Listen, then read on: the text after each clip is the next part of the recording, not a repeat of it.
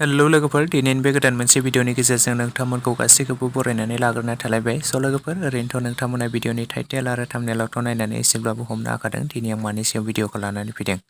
लोगोफोर, प्रिया एन्टारटेनमेन्ट बेनारनिफ्राय दिहुनजानाय मोनसे गोदानै बिथां जयन्त बसुमतारीनि स्ट'रि स्क्रिप्ट आरो डाइरेक्सन होनायाव दिहुनजानाय मोनसे गोदानै शर्ट मुभि, जाय शर्ट मुभिनि मुङानो जादों खांखिला गोफार। लोगोफोर, नोंथांमोनाथ' बे खांखिला गोफार शर्ट मुभिखौ गोबाङानो नायगासिनो दंखायो नङा होमबा लोगोफोर? आरो लोगोफोर, नोंथांमोनाथ' बे खांखिला गोफार मोनसे शर्ट मुभिखौ नोंथांमोना गोबाङानो पार्ट 1निफ्राय लानानै पार्ट 11सिम गोबाङानो नायखाबायमोन आरो नुखाबायमोन। आरो नोंथांमोना गोबाङानो बे खांखिला गोफार मोनसे कमेडि शर्ट मुभिखौ गोबाङानो नायनानै अनसायदों आरो जोबोरैनो नायनो होननानै बेनि पार्ट 12खौ एक्साइटेड जाना दंमोन।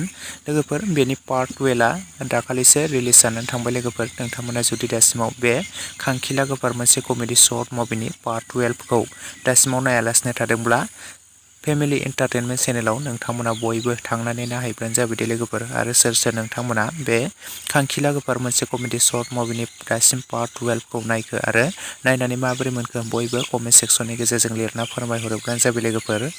लोगोफोर, आरो बे खांखिला गोफार कमेडि शर्ट मुभिनि पार्ट 13खौ नोंथांमोना दायो नायनो थाखाय एक्साइटेड जानानै दं नामा?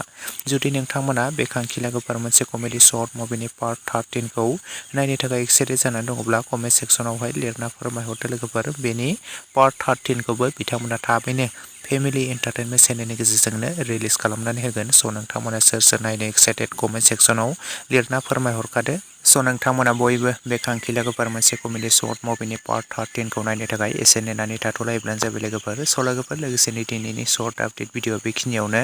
भिडिअखौ नायनानै जुदि नोंथांमोना एसेब्लाबो मोजां मोनदोंब्ला लाइक, शेयार एन्ड कमेन्ट्स खालामदो। लोगोसे चेनेलाव गोदानै फैदोंब्ला साबस्क्राइब खालामनानै खाथिनि बेल आइकनखौबो अराव प्रेस खालामना लादो, जाहाथे नोंथांमोना बेफोरबायदिनो माखासे गोदान फैनो गोनां शर्ट मुभि, फुल मुभिफोरनि आपडेटखौ बे चेनेलाव थाबैनो मोनथिग्रोनाय बायदि।